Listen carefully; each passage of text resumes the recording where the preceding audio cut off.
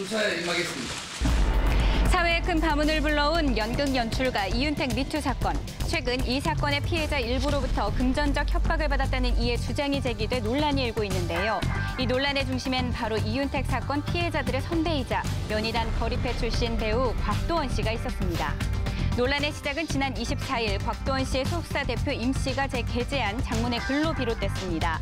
글에 따르면 이윤택 사건 피해자 중 4명의 후배들이 곽도원 씨에게 도움을 청하는 전화를 해 그들을 함께 만났고 임 대표가 자리를 비운 사이 그들이 곽도원 씨에게 금전을 요구해왔다는 건데요. 사건의 쟁점을 정리해봤습니다. 첫 번째, 금품 요구의 진위. 연희단 거리패에서 곽도원이 제일 잘 나가지 않냐며 자리에 나온 4명의 후배로부터 계좌로 돈을 달라 요구받았다는 곽도원 씨 측 주장. 반면 후배들의 주장은 다릅니다.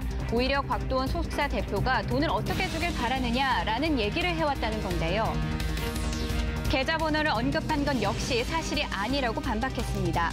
연희단 선배들에 대해 서운함을 얘기하자 감정에 북받친 곽도원 씨가 계좌번호를 부르라고 말했고, 그러나 이 역시 강하게 거절했다는 겁니다.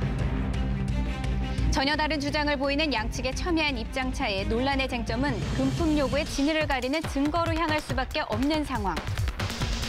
곽도원 측과 만났던 다음 날 한 후배는 곽도원에게 잘 들어갔냐는 문자를 받은 사실을 들며 금전 요구는 사실 무근임을 주장한 한편 26일 곽도원 측은 결정적 증거인 그날의 녹취 파일의 존재를 알렸습니다. 그날 오후 녹취 파일과 협박을 받은 증거를 이윤택 사건 피해자 변호인 측에 전달했다고 밝혔는데요.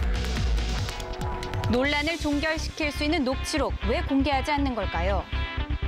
앞서 미투 운동의 본질을 해치지 않기 위해 형사고소는 하지 않겠다고 밝힌 곽도원 측. 변호인단이 그 4명을 이윤택 고소인단에서 제외할지는 판단에 맡기겠다고 전했는데요. 이에 이윤택 사건 첫 미투 폭로자인 김 씨는 곽도원 씨 측이 녹취록을 전달한 것이 이상하고 고소를 하지 않겠다는 입장도 기이하다는 주장. 녹취 파일을 받은 이윤택 고소인 변호인단은 어떤 입장일까요? 사건 관련해서는 이제 저희는 어떠한 드릴 말씀도 없고 이제 연락 오면 변호사님한테 이제 메시지를 남겨놓을 거예요. 연결이 되지 않아 이윤택 고소인단 변호인 측의 입장은 들어볼 수 없었는데요.